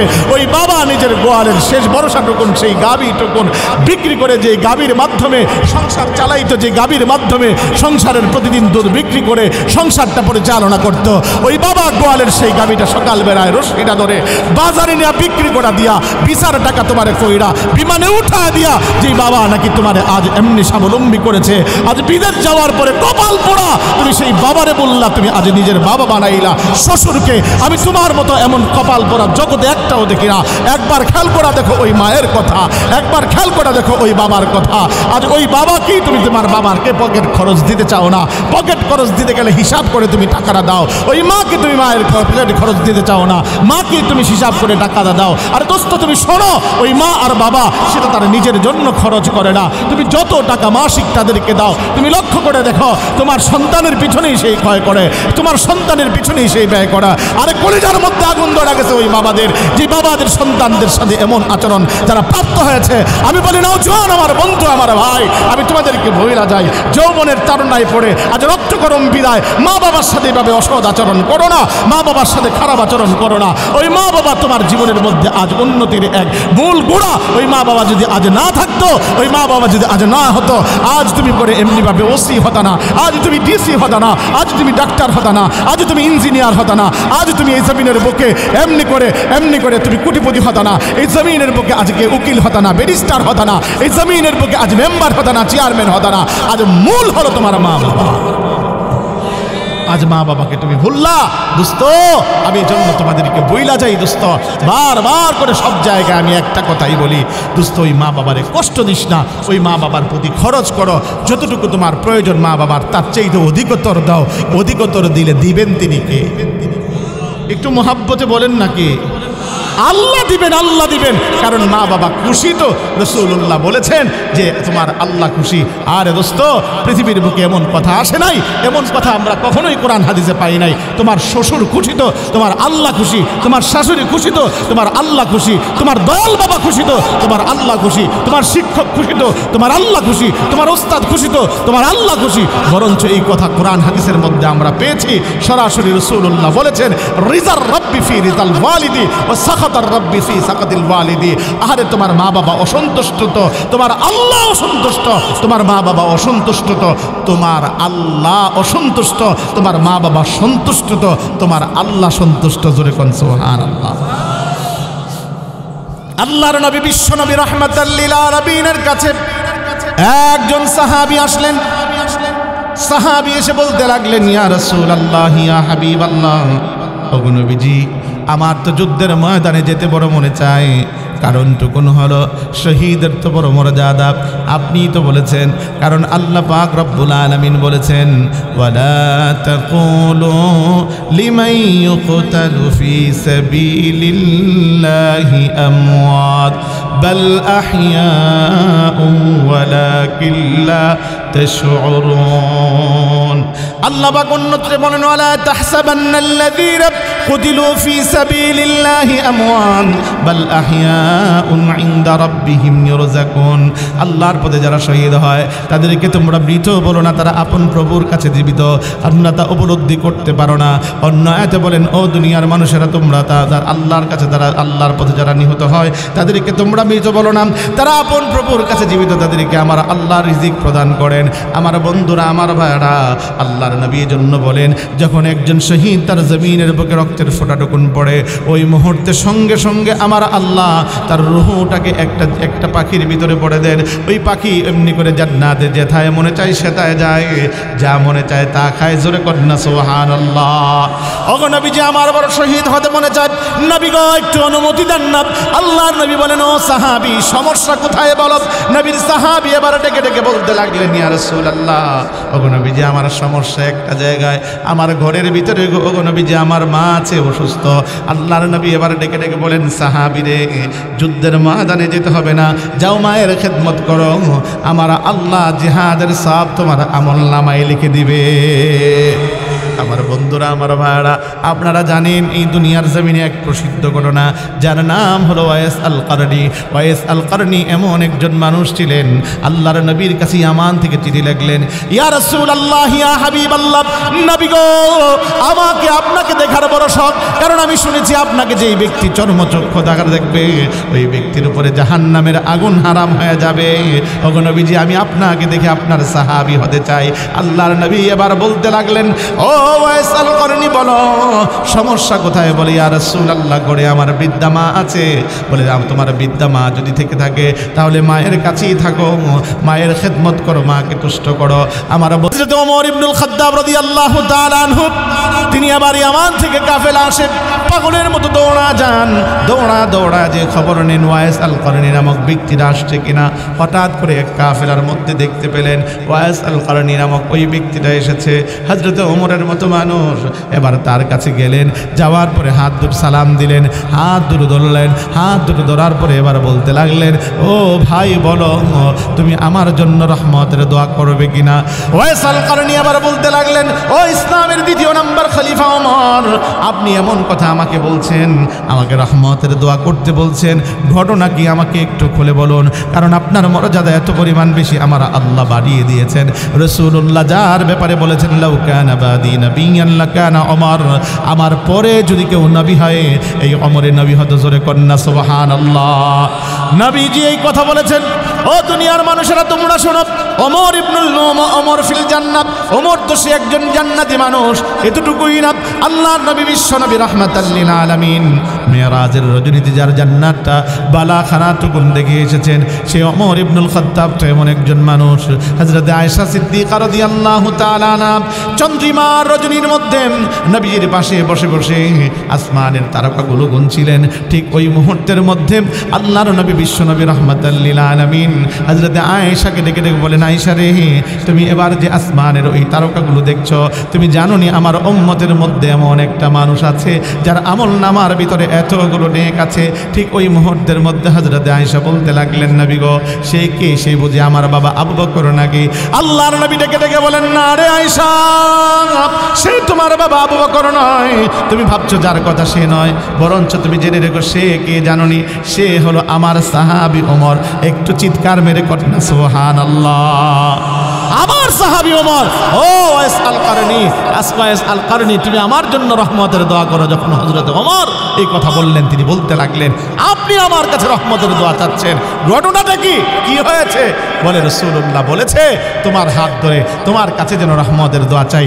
আমি যা চাইবো আর তুমি যা বলবে, আর ওই দোয়া নাকি আমার আল্লাহ কবুল করবেন। ভাইরে, এমন কি আমল করেছো যার কারণে আল্লাহ তোমার মর্যাদা বাড়ায় দিয়েছেন? হযরত ওয়াইস আল কারনী এবার বলতে লাগলেন, খলিফা, আমি তেমন কোনো আমল করতে পারি নাই গো, করতে পারি নাই। তবে এতটুকু কথা বলি, আপনি শুনেন, আমি কেবলমাত্র শুধুমাত্র আমি রাসূলুল্লাহর কাছে চিঠি লিখেছিলাম, আমি নবীজির সাহাবী হতে চাই। আমার নবীজি তো ওই মুহূর্তে বলেছিলেন, সমস্যা কোথায়, আসতে বারণ কোথায়, বাধা কোথায়? বলে, ইয়া রাসূলুল্লাহ, মা আছে তো? আমার নবী বলেছিলেন তুমি মায়ের খেদমত করো। আমি মন ভরে মায়ের খেদমত করেছি। আমার আল্লাহ আমার এই খেদমতটা বুঝি কবুল করেছেন, যার কারণে আমার মর্যাদা আল্লাহ এত পরিমাণ বাড়িয়ে দিয়েছেন। সুবহানাল্লাহ। ও আমার বাপ, ও আমার বন্ধু, আমার কলিজার টুকরা যুবক, এই দুনিয়ার জমিনে সমৃদ্ধশালী হতে চাও, এই দুনিয়ার জমিনে অভাব অনটনহীন ব্যক্তি হতে চাও, পরকালে জান্নাতের মালিক হতে চাও, মায়ের কদমে যাও, মায়ের বাবার কদমে যাও, বাবার থেকে দোয়া নাও, মা থেকে দোয়া নাও, মায়ের সেবা করো, বাবার সেবা করো। যদি করতে পারো, আমি খোদার কসম এই গ্যারান্টি দিলাম, দুনিয়ার বুকে তুমি থাকবা শাহেনশাহ, পরকালে আল্লাহর কাছেও হবে শাহেনশাহ। জোরে কোন ঠিক কিনা? আয় মুসলমান আমার বন্ধুরা, আরেকটা ছোট্ট ঘটনা আপনাদেরকে শোনাই। হযরতে মূসা আলাইহিস সালাম, আপনারা জানেন জলিলুল কদম একজন পয়গম্বর, তিনি একদিন আল্লাহকে প্রশ্ন করেন, আল্লাহ বলো না জান্নাতে আমার সঙ্গে জান্নাতে থাকবেটাকে? আল্লাহ পাক জানা দিলেন, মূসা তোমার সঙ্গে জান্নাতের ভিতরে একজন অমুক বাজারের কসাই থাকবে। হযরতে মূসা আলাইহিস সালাম তিনি একজন গায়রতমান নবী ছিলেন, তিনি একজন নবী, এমন নবী ছিলেন তিনি সব জায়গায় নিজের গায়রত প্রকাশ করতেন। এই মুহূর্তের মধ্যে মূসা আলাইহিস সালাম তিনি বলতে লাগলেন, আল্লাহ আমার সঙ্গে স্বাভাবিক একজন কসাই থাকবে, একজন ওলিও না, একজন নবীও না। আল্লাহ ঘটনাটা কি, সে কি আমল করে আমি একটু দেখতে চাই। আল্লাহর নবীকে এবার ঠিকানা দিয়ে পাঠিয়ে দিলেন, যাও যে দেখে আসো সেই ব্যক্তিটা কি সে আমল করে। এবার হযরতে মূসা আলাইহিস সালাম ছদ্মবেশে ওই ব্যক্তির দ্বারে গেলেন, কসাইয়ের কাছে দিয়ে তাকা দেখেন কসাই তো এবার গোশত জবে করেছে, অর্থাৎ গরু জবে করবার পরে গোশতগুলো সমস্ত অংশগুলো একসাথে করেছে, কিছু অংশ ভালো অংশ সে একটা আলাদা পাত্রের মধ্যে রেখে দিয়েছে। হযরতে মূসা আলাইহিস সালাম দেখলেন গোশতগুলো বিক্রি শেষে পাত্রের মধ্যে সেই গোশতগুলো সুন্দর করে প্যাকেজ করে সেগুলো নিয়ে রওনা দিচ্ছে। যখন ওই মুহূর্তে মূসা আলাইহিস সালাম নিজ পরিচয়কে গোপন করে বলতে লাগলেন, ভাই আমি আপনার বাড়িতে মুসাফির, আমি একজন মুসাফির, আমি আপনার বাড়ির মেহমান হতে চাই। এবার ওই ব্যক্তি বলতে লাগলো, ভাই মেহমান হলে তো এটা বড় আমার জন্য পরম সৌভাগ্যের ব্যাপার, কারণ মেহমানকে মূল্যায়ন করা, মেহমানকে কদর করা, মেহমানের আপ্যায়ন করা এটা নবীওয়ালা সুন্নত। রাসূলুল্লাহর জন্য বলেছেন, মান কানা ইউমিনু বিল্লাহি ওয়াল ইয়াউমিল আখির ফালইউকরিম যায়ফাহু, যে আল্লাহকে বিশ্বাস করে, পরকালকে বিশ্বাস করে, সে যেন মেহমানের মূল্যায়ন করে। আজকে অনেক বাবারা এমন আছেন যারা ঘরের মধ্যে মেহমান আসলে মনটা খারাপ হয়ে যায়, ভাবেন আমার চাইল, আমার মুরগি, আমার গরু, আমার সবজি সব খাইয়া মেহমান শেষ করব। আমি বলি, বাবা এই কথা কখনো ভাববার সুযোগ নাই। এই কথা তো ভাববে ইন্ডিয়ার এরা, কলকাতার এরা, মেহমান আসলে এই জায়গায় কখন এসেছেন, কখন যাবেন।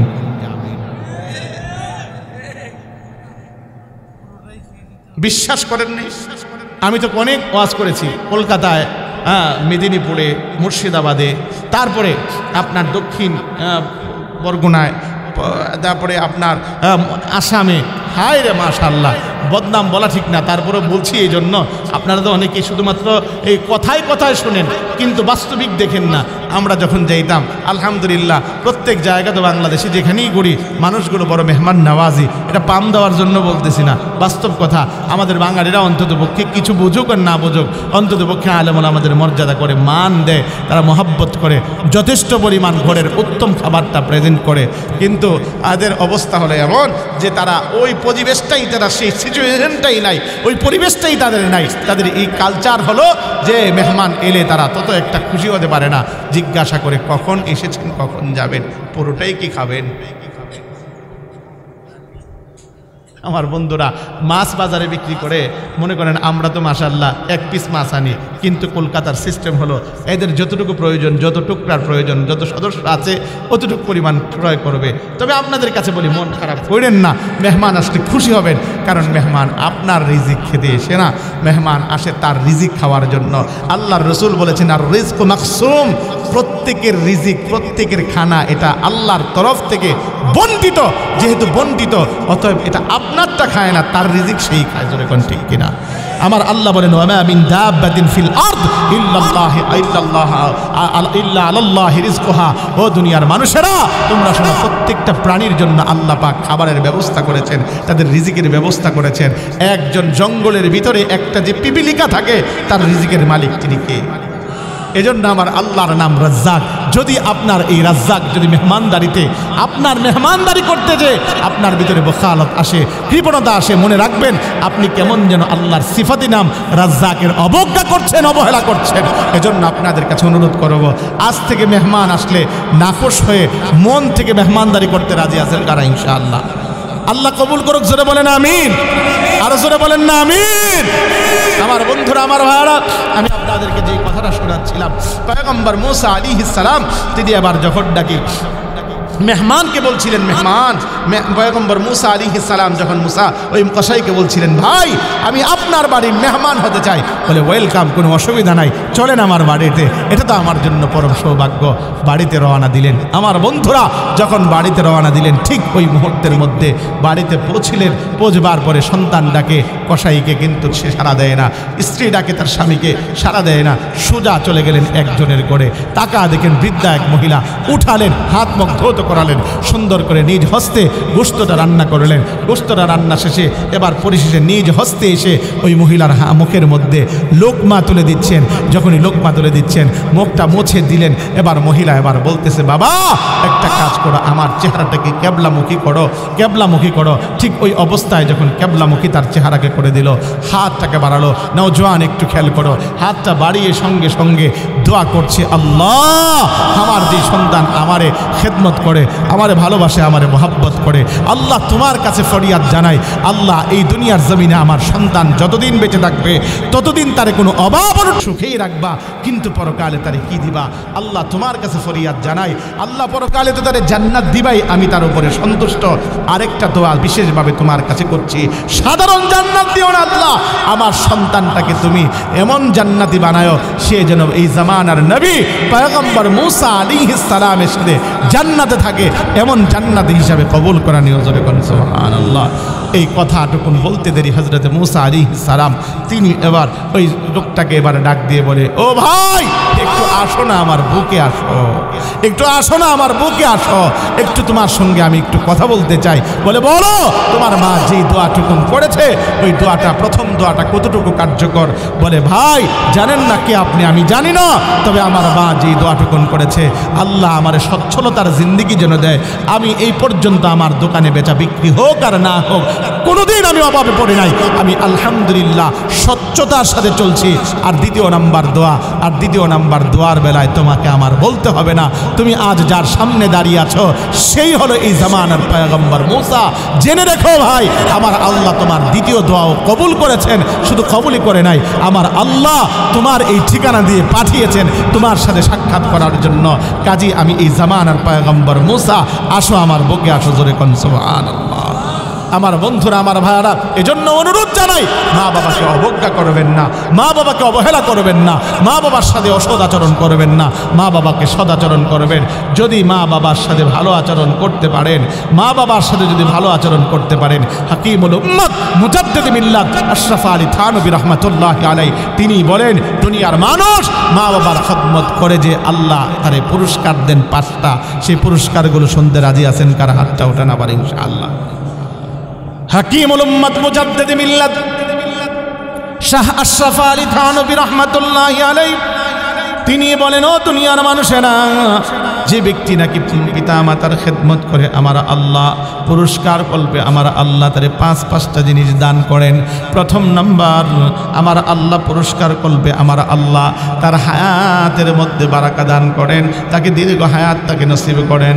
ও আমার বন্ধুরা, আমার বাবা, লক্ষ্য করে দেখুন, এই দুনিয়ার জমিনে যখন আপনি ভূমিষ্ঠ হলেন, সকলেই তো মিষ্টি খেলো, অনেকেই তো মিষ্টি আনলো, নানা মিষ্টি আনলো, দাদা মিষ্টি আনলো। ওই মায়ের মুখে যখন তুলে দিতে চায়, ওই মা মুখের মধ্যে নেয় না, বরঞ্চ মা একটাই কথা বলে, আমার মিষ্টি খাওয়ানোর প্রয়োজন হবে না, বরঞ্চ একটা কাজ করো না, আমার জাদুমণিটার জন্য একটু দোয়া করো, আমার জাদুমণিটারে আমার আল্লাহ যেন দীর্ঘ হায়াত দান করে, আমার আল্লাহ যেন তার সুস্থ রাখে। এই দোয়াটা প্রত্যেকের মা আমার আপনার জন্য করেছে।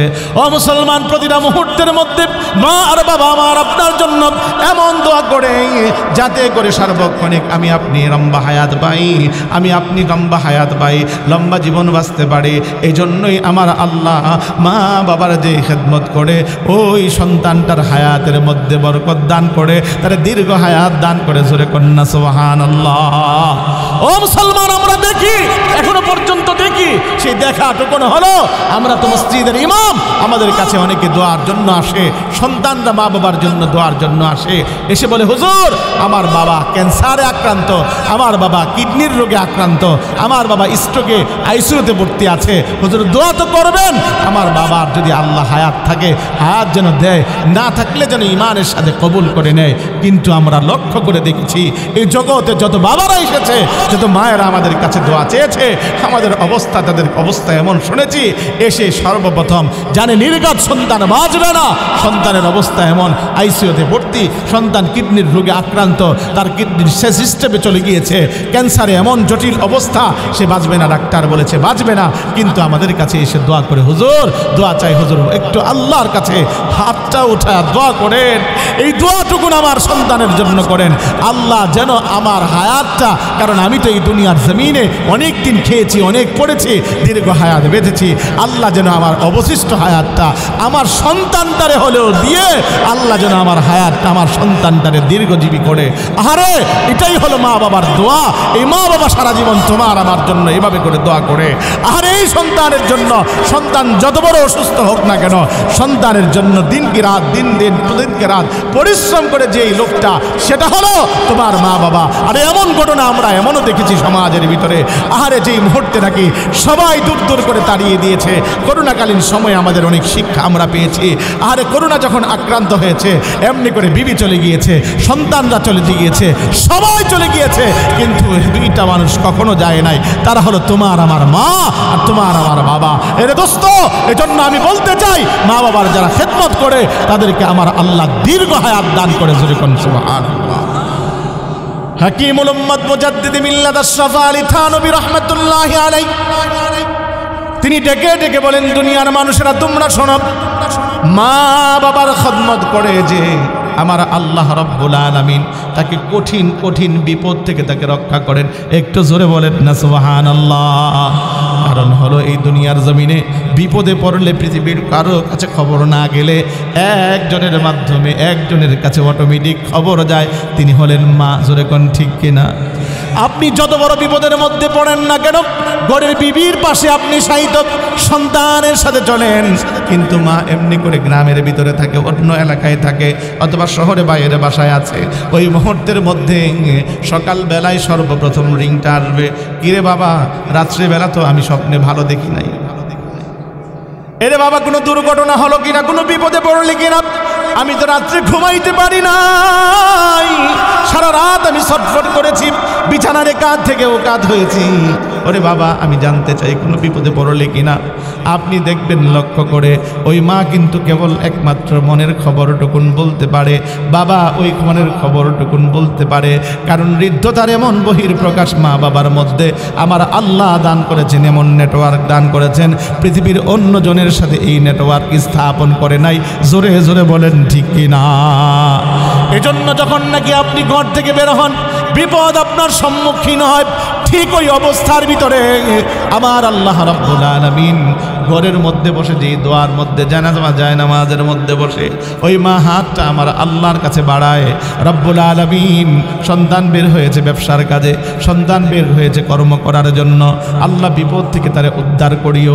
যখনই এই দোয়াটুকুন করে শত বিপদ যখন তার সম্মুখীন হয়, ওই মুহূর্তে আমার আল্লাহ ফেরেশতাদেরকে ডেকে ডেকে বলে, ফেরেশতারা বান্দার মা দোয়া করেছে, অতএব পৃথিবীর বুকে তিনজন ব্যক্তির দোয়া আমি ফেরাইতে পারি না, এর মধ্যে একজন হলো মা বাবার দোয়া। মা বাবা যখন নাকি দোয়া করে পেলা পড়তাম, আমার আল্লাহ তা কবুল করেন। যখনই মা বাবা দোয়া করে আমার আল্লাহ দোয়াটা কেমনভাবে কবুল করেন, সঙ্গে সঙ্গে ফেরেশতার প্রতি হুকুম হয়ে যায়, ফেরেশতারা রে আমার বান্দা বের হয়েছে, বিপদ দেওয়ার ইচ্ছে ছিল, মা দোয়া করে ফেলেছে, বাবা দোয়া করে ফেলেছে, যা আমি আল্লাহ তার বিপদ থেকে উদ্ধার করে দিলাম। জোরে কোন সুবহানাল্লাহ। আমার বন্ধুরা, আমার বাবা হাকিমুল উম্মাত মুজাদ্দিদ মিল্লাত আশরাফ আলী থানভী রাহমাতুল্লাহি আলাইহি তিনি ডেকে ডেকে বলেন, দুনিয়ার মানুষেরা তোমরা শোনো, মা বাবার খেদমত করে যে আমার আল্লাহ তার তৃতীয় নম্বর পুরস্কার দেন, তার দুনিয়ার জমিনের মধ্যে ইজ্জতের চেয়ারের মধ্যে বসান।